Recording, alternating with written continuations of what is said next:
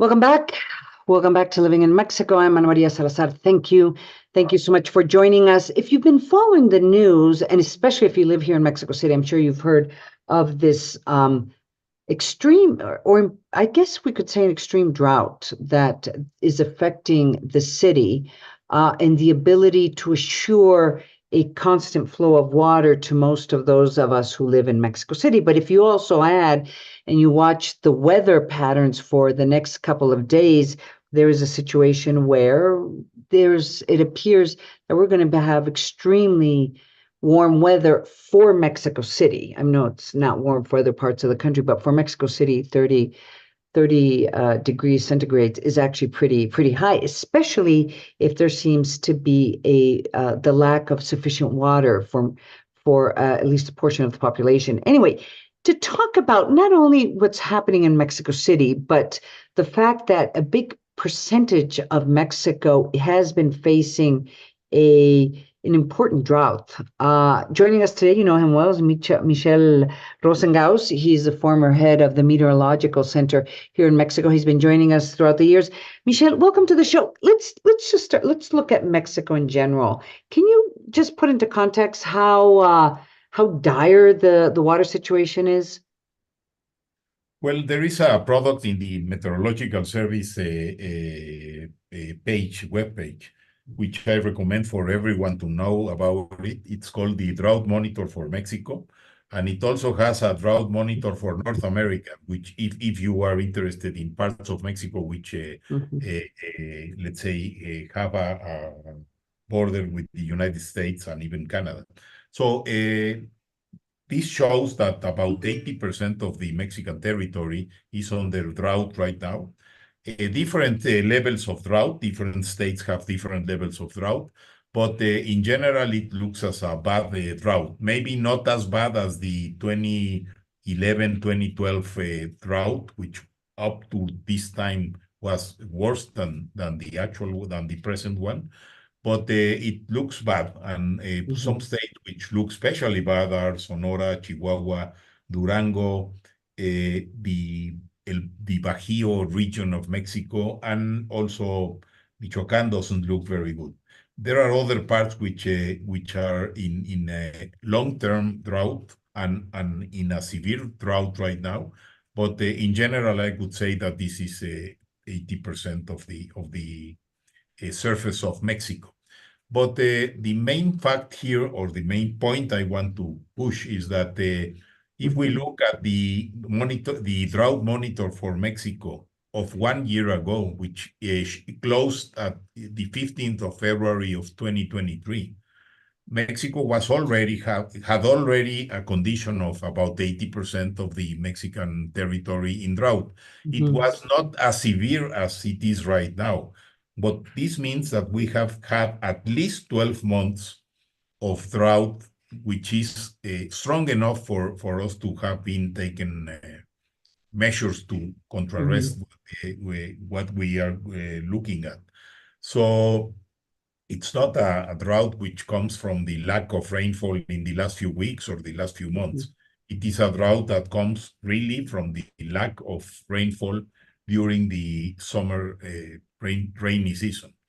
We have a El Niño condition, and that usually produces a low level of rainfall during the summer.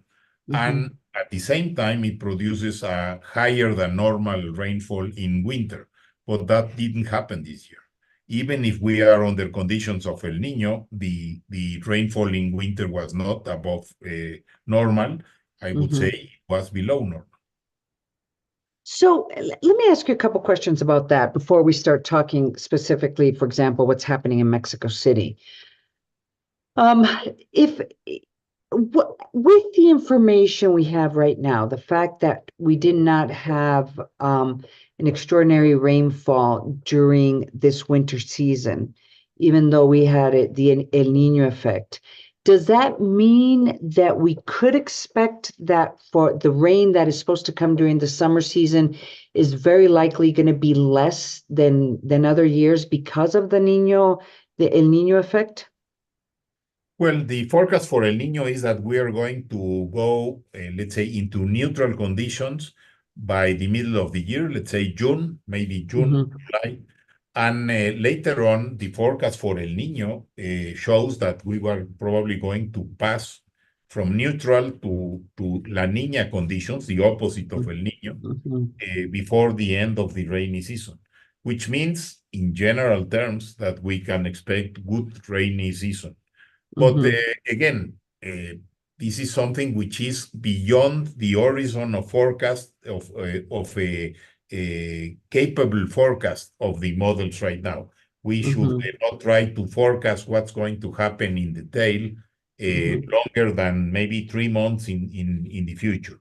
So Mm-hmm. these 3 months end precisely at the moment of the startup of the normal rainy season. So it's something I should not produce any expectations of the people looking at the program. Mm-hmm. We don't know that, and even if it's a normal rainy season or above a normal rainy season, we are expecting very difficult 100 days, the Mm-hmm. next 100 days in a lot of parts of Mexico, including Mexico City. Let's talk about Mexico City. And I have to apologize for our listeners and those who are watching us who are coming who follow us from other parts of the country, because places like, my home state, Sonora, in the northern part of the country in general has been facing very severe drought situations. And I guess we don't talk enough about that. So there already has been a crisis even before this crisis in Mexico City popped up. And the reason why we're paying so much attention to it is that there is obviously political connotations. This is election year. There is going to be a very interesting battle for who will be the next head of Mexico City. And these campaigns start in the middle of what appears to be a drought or a crisis in Mexico City. And for a couple of weeks there was protests taking place in different parts of Mexico City demanding water, even though there are parts of Mexico City, I have to say, like Iztapalapa, that have really never had, at least for the last decade, a good flow of water. They haven't been able to solve the water problem in that part of the city. But now they were starting protests, and there's also this kind of this language, this political language that is being used in terms of, the water crisis could define who's the next mayor of Mexico City. So let's talk about Mexico City. I mean, there is a crisis, and it sounds like the acting mayor of Mexico City is Martí Batres, is basically has made the decision to not acknowledge that there is a crisis. And so when people talk about day zero, the day where there will be no water in Mexico City, he has basically said, oh, that's not true. And for political reasons, the experts are exaggerating, but the crisis isn't that bad. And in fact, they've not even declared a crisis situation in Mexico City. So what is the situation in Mexico City? How bad is it? Are we in a crisis? How worried should we be? Well, the levels of water in the several dams, three larger ones, but maybe seven in total of the Cutzamala system, have never been so low since they were built and interconnected and things like that. This is something like 50 years ago.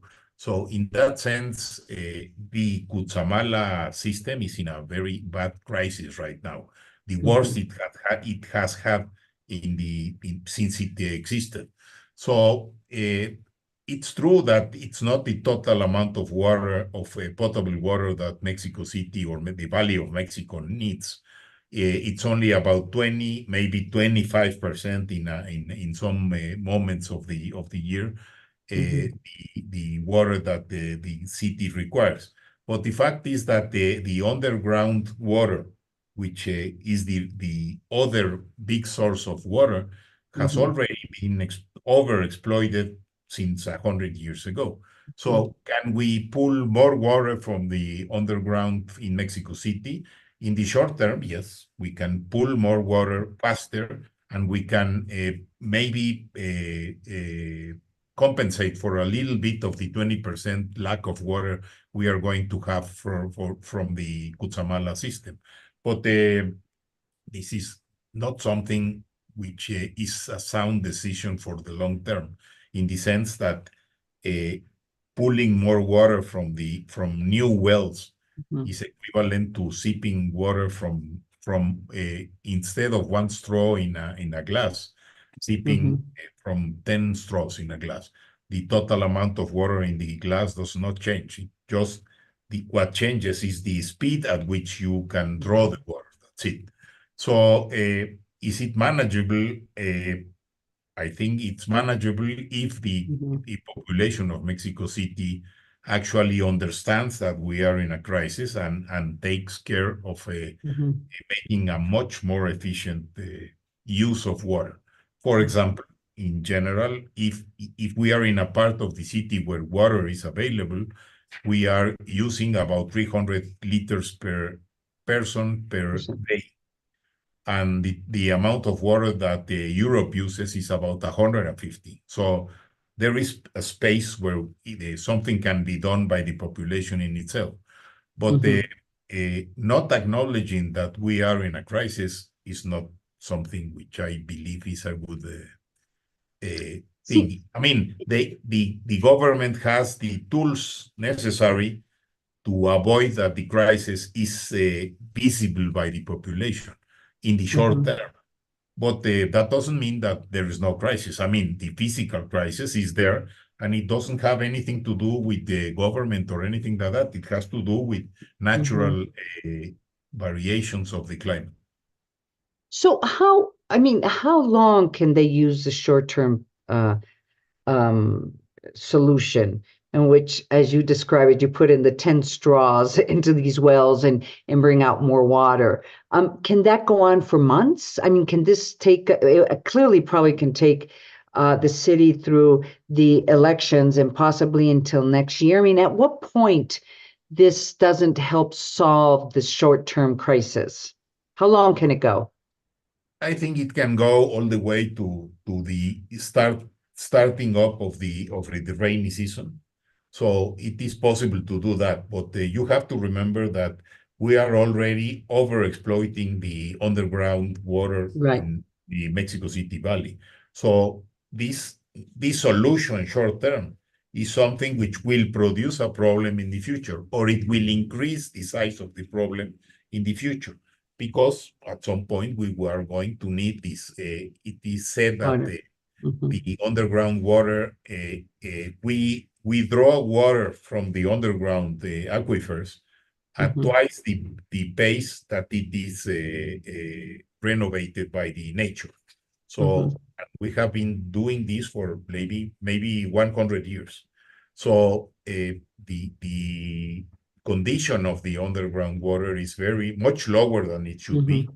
And maybe there are going to be problems of quality, of excessive energy use, etc., etc. But it can be solved. So it's not let's say, a problem which we can define as a 0-day problem for the city, in the sense of there's not going to be any water at all from this date on. That's not going to happen. There's going to be water.